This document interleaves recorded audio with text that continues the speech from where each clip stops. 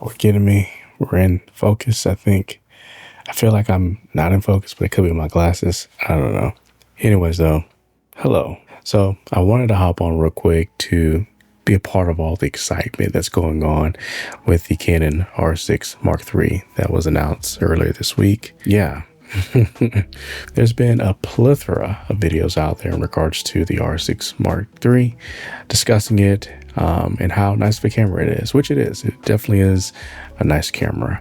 I took some notes here in regards to some of the specs that I wanted to read off real quick. It is a 7K sensor, open gate, 32 megapixel photography, 40 frames per second, not stacked. It does have a CF Express B card slot, which is definitely good.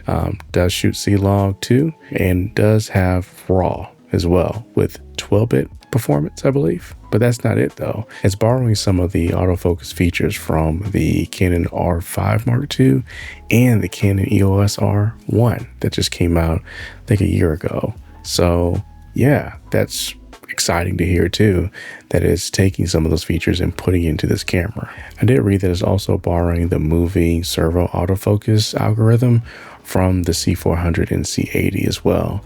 And I guess this helps the autofocus to pull more naturally whenever you're shooting in video mode. So again, yeah, it feels like this camera is like the Voltron or the mini Voltron of these specific cameras that are taking from or highlighting different aspects of their features and putting it into this little body, which I feel like is great. It's somewhat innovative in a sense.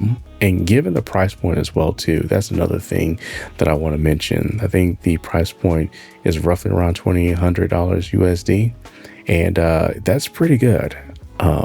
Yeah, I will give Canon that.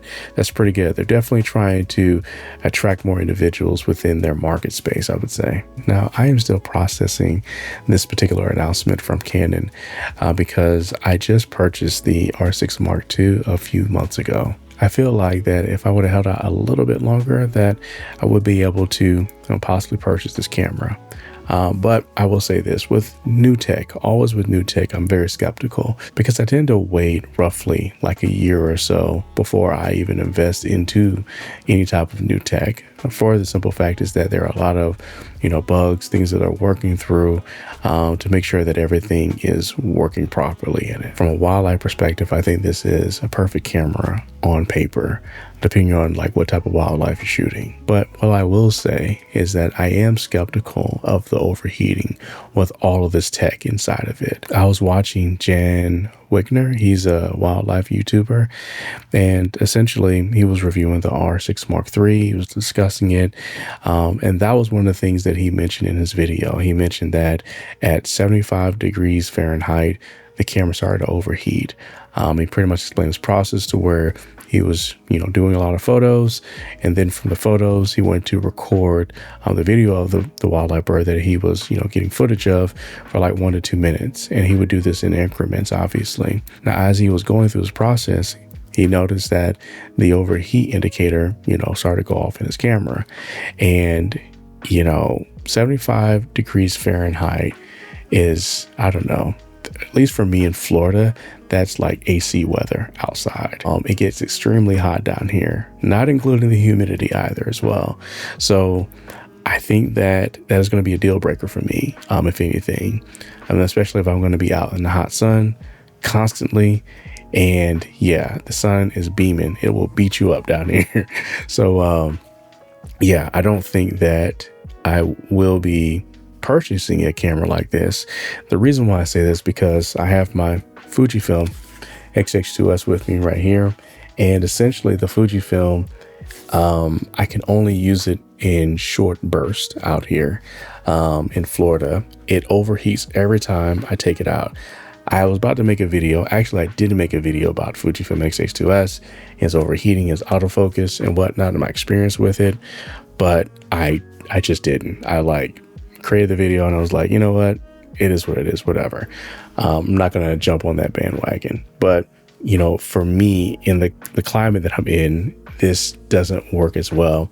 And I tried different codecs as well on it too, to see if that would help, cool it down, and it doesn't and stuff. So, but yeah, I know they have a cooling fan for some of the cameras now, But yeah, that's neither here nor there. But that's the reason why I didn't invest any more into Fujifilm, because I felt like I wouldn't be able to pursue wildlife the way I want to if I were to continue on the road of Fujifilm. But that's just my spiel. Not to say that it's a bad camera or anything like that, but just in the environment that I'm in, it overheats quickly. And that is the reason why the R6 Mark III just probably isn't a good fit for me.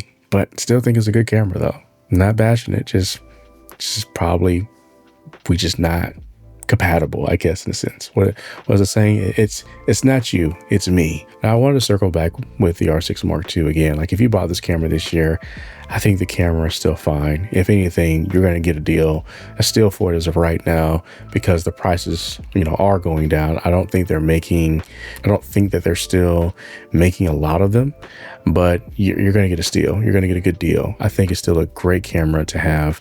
Outside of, some of the quirks with it, like it does have that buffering lag, to where I think in the R6 Mark III, they kind of fixed that issue.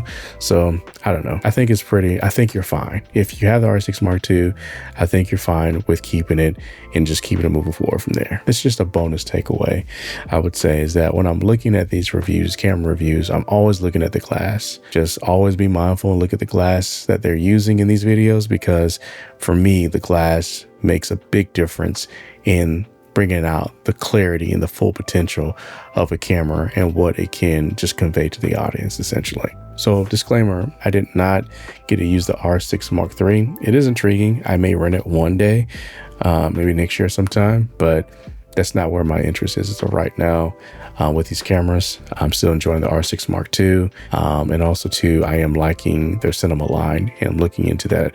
I am actually looking into their cinema line, because I do aspire to be, a wildlife filmmaker within this space. So we'll see what happens. But anyways, though, as always, continue to appreciate the process.